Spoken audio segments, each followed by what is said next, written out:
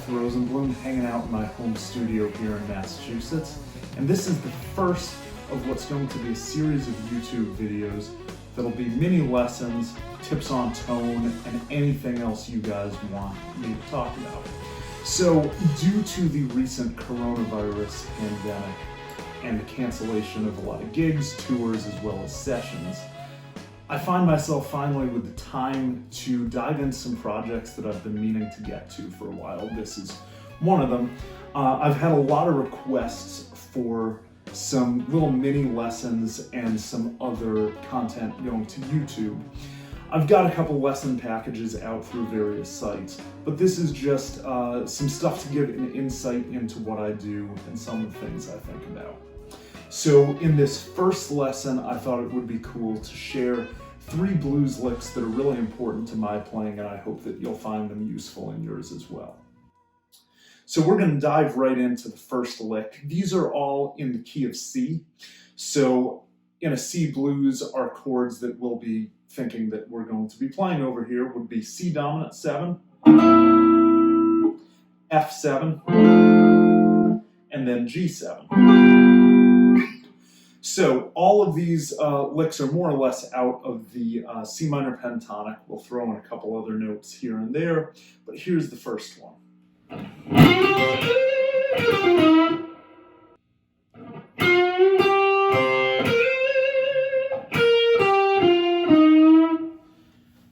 So to start off this lick, we're at the 10th fret of the G string with our 3rd finger, and we're bending somewhere in between a half step and a whole step. It's one of those blues bends that resolves right away, so we want that kind of sound of approaching the next note and then we actually hit it. Those next 2 notes will be the 8th fret of the B string and then the 8th fret of the E string, which we're actually going to bar with our 1st finger.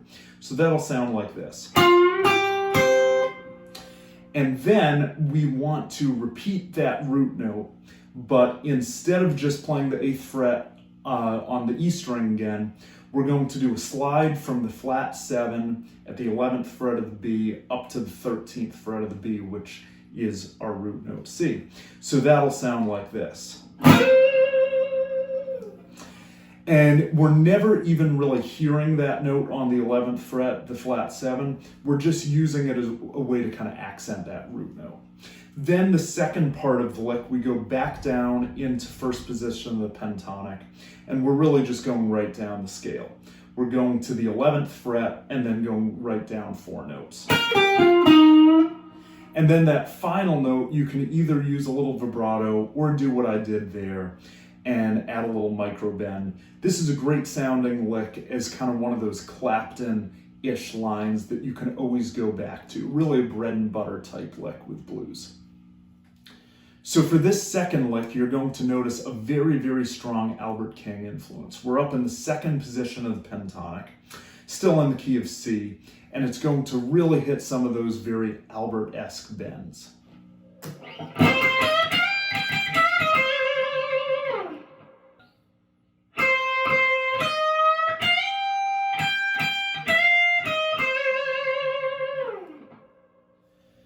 So with this lick, we're staying in a very small area of the neck. We're really only playing 4 or 5 notes here, but the tricky part with this is being super accurate with those bends.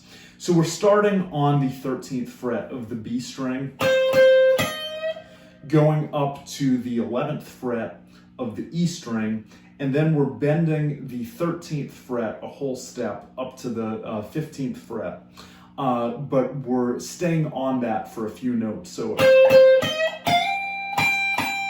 we're repeating that a couple times, and then we go to the 12th fret and do a half step bend, and then come right back down the scale. So it's in a very small area of the neck, but it's really just nailing all those bends, because right after you come off that whole step bend, you're going right into another half step bend. I also do add a little bit of microtonal bend on the 11th fret of the E starting off that line. And this is one you can kind of play around with a bit, and there are tons of variations you can use. You can really stay on that bent note as long as you want. You could keep going up with this, and with all of these, put your own spin on them and really do something unique with them. So for this third line, we're going to move into B.B. King territory, up in also third lick, third position of the pentatonic. So we're up here at the 14th fret of the G, and we're starting off with a note outside the pentatonic. This is the 6, so you're thinking more of a Mixolydian sound here. And we're going from the 6 up to the root, and the trickiest thing about this one that you'll hear is there's a 1.5 step bend, pretty big bend, but we can also use a slide if you don't feel super confident in hitting that yet.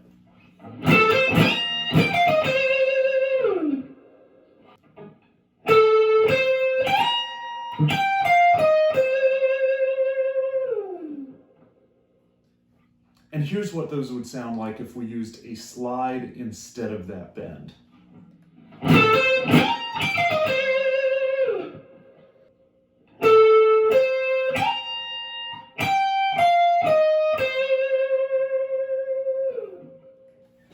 So we're starting on the 14th fret on the G string, that 6th, going up to the root, which is the 13th fret on the B. And then we have that big 1.5 step bend at the 15th fret of the E. It's from the 5th up to the flat 7th. And then we're really just coming right back down the scale.